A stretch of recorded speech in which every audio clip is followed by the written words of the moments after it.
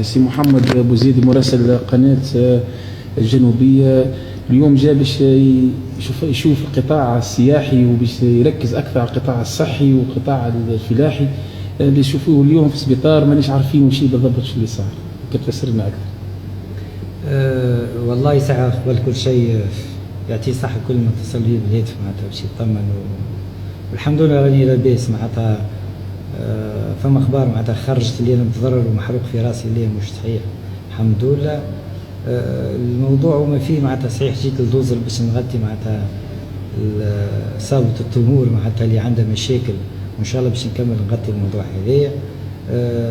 كيف معناتها حكيت على التهميش اللي صاير معناتها القطاع السياحي في دوزر، وناس بطالة وناس مش معايدة معناتها ما عندهم حتى شيء، وفرد وقت معناتها فما موضوع قاعد نخدم عليه على عندي مدة طويلة معناتها على الطب البديل الشعوذة وبعض المظاهر اللي تتسمى خارقة وما نعرفوش احنا من الصح من الخطأ إلا بطبيعة الحال ما نشوف. صورنا معناتها الموضوع الأولاني يتعدى لاباس معناتها راجل يداوي بالحنوشة والعقارب ما عملوا لنا شيء، لكن للأسف معناتها دخلنا لدار قالوا معناتها اللي فما معناتها جن، فما حكاية أخرى، فما ناس آخرين معناتها قاعدين يحرقوا فيها وانتم تفهموا. الناس معناتها زواولة دارهم كل أسبوع معناتها قاعدة تتحرق منذ مدة. دخلنا شفنا الدار، سمعنا المرأة، سمعنا الراجل، سمعنا الصغار، سمعنا الجيران. بديت لي شيء معناتها غريب، ما حبيت نفهم أكثر. طلعت للدار معناتها في المريتاج اللي هي أكثر ضرر ومحروقة وما عندهاش معناتها أسبوع من اللي تحرق. شفنا عينا ضرر معناتها كبير برشا. حبينا في الوقت اللي احنا بدينا نصوروا نفسرها معناتها الدار كل شعلت.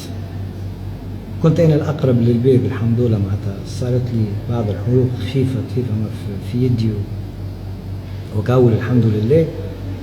وزميلي معناتها المصور حسيب يعقوب يتعرض معناتها الحروق اكثر مني، وفما معناتها مواطن زاد كيف كان معنا زاد كيف صارت له بعض الحروق.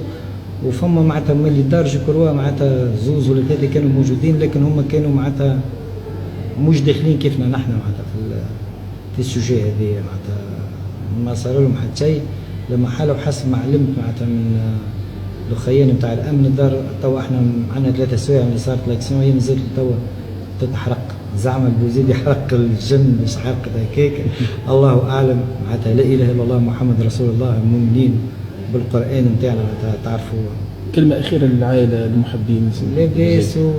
لاباس اكسيدون تعدى ان شاء الله لاباس وراجعين نخدموا كما عادتنا والحمد لله. ربي يعطيكم الصحة انتم وكل خير معناتها اللي اتصلوا اعلاميين ومدنيين وناس كل وبارك الله فيكم.